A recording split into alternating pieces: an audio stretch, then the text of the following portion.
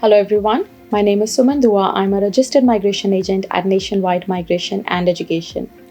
Welcome to another Q&A session with me. We have received your questions through the comments on our YouTube channel, and I will be answering some of your questions in this video today.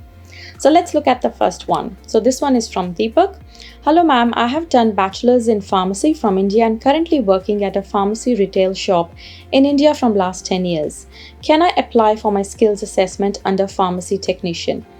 So your qualification is okay for the occupation. However, the skills assessing bodies VET assess, which require a 1-year work experience as a pharmacy technician. So if you worked as a pharmacy technician for at least a minimum of 1 year, you should be able to get a positive skills assessment as a pharmacy technician. So the next one is from Mohit. Thank you for this video. What are the chances of occupation code 224113 under 491 family sponsored, as I'm fully eligible and EOI is lodged too? Also, invitation rounds happen every 3 months, when we can expect this to be once a month.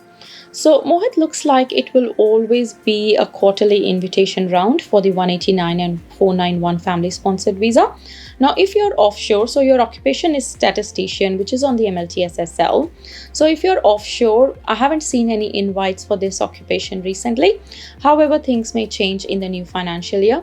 But if you're onshore, then you do have chances of getting invited through the state-sponsored stream and not the family-sponsored stream. So the next one is from Sovinda. Hi Suman, thanks a lot for your inputs. My occupation is university lecturer. My point is 90 for 190 visa.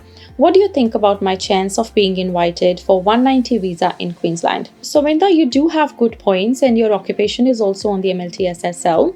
Right now, Migration Queensland is closed. However, they will open in July in the next financial year.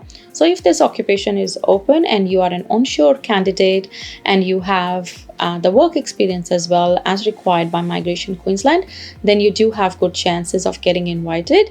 But if you are offshore, then we will have to see if your occupation will be open in their offshore occupation list. So the next question is from Charles. Hi Suman, I'm currently in SA as a secondary visa holder for subclass 500. In the meantime, I have applied for 491 visa in 2020. Will it affect the visa process because I'm already in Australia with another visa? Please advise. Thank you in advance. No, Charles, it should not matter if you're onshore or offshore. So even if you are here on a student dependent visa and you've lodged an application before that, it should not affect the processing of your 491 application. It should go through as normal. Sangeeta is asking, how difficult would it be for a student who is pursuing commercial cookery, certificate 3 and certificate 4 and diploma in hospitality to get 190 or 491 visa? Out of the both, which one is easier to get in South Australia?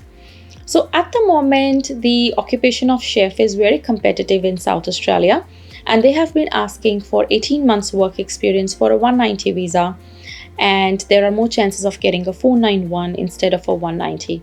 However, things will change in July in the next financial year. So if you can wait until then and see what the requirements will be for a chef, you may want to apply in the new financial year. The next one is from Kunal. Hi Suman, I hope you're doing well. Stating my case, marketing specialist, age 44, South Australia, total points 80, IELTS 8.5, overall, superior English. ROI lodged 7th of October 2021. When can I expect the invitation? This financial year or next? So I'm not sure if you're an onshore or an offshore candidate, but your occupation is open for offshore candidates as well. And you haven't mentioned about your work experience because I think they are looking for 8 years of work experience for a marketing specialist if you're offshore. But if you're onshore, then you do meet their requirements and you should get an invitation as long as you meet their work experience requirements. Next one is from Patrick. Hi Suman, I have bachelor's degree in electrical electronics engineering, worked as a security engineer for 3 years offshore. Currently in South Australia, just completed my master's in business at Torrens University. What are my chances of getting positive skills assessment? I think, Patrick, you should first get the positive skills assessment through the competency demonstration reports with Engineers Australia, electrical engineering or electronics engineering, or you may even try engineering technologist. So your occupations are open in South Australia and you fall under the graduates pathway as well. So you will have to meet the work experience requirements for the graduates, or you could apply under the Talent and Innovators program, where you can get waivers where you are a high performing graduate. Akansha is asking, hi Suman, I would like to know the chances of getting PR as an early childhood educator. What things should I consider before taking admission in this course? So Akansha, this course is on the MLTSSL, Early Childhood Teacher. This occupation is very demanding, and I don't think you will have any issues getting permanent residency or a job in this occupation. However, you may want to choose a regional area to study this course so that you do get a longer temporary graduate visa, and then you will have more time to prepare for your permanent residency pathway. Dhaval is asking, hello ma'am, we already applied for a student visa for my wife and myself dependent and waiting for the outcome. And now I got 491 invite. In that, I am the main applicant. What should we have to do? As some of my friends told me that you have to select one. You can't apply for both. We have to apply for 491 visa in 60 days. Dhaval, first of all, you need to lodge your 491 visa, as you only have 60 days to lodge that visa. And regarding your student visa, you may want to discuss with a registered migration agent what you would like to discuss with that pending student visa application. Aman is asking, language proficiency test validity 3 years considered from date of test or from the date result mentioned on result card for immigration purposes in Australia. So the validity is considered from the date the test is taken. Manjot is asking, can a secondary applicant work on 408 visa? I have been granted 408 visa and my wife is my secondary applicant.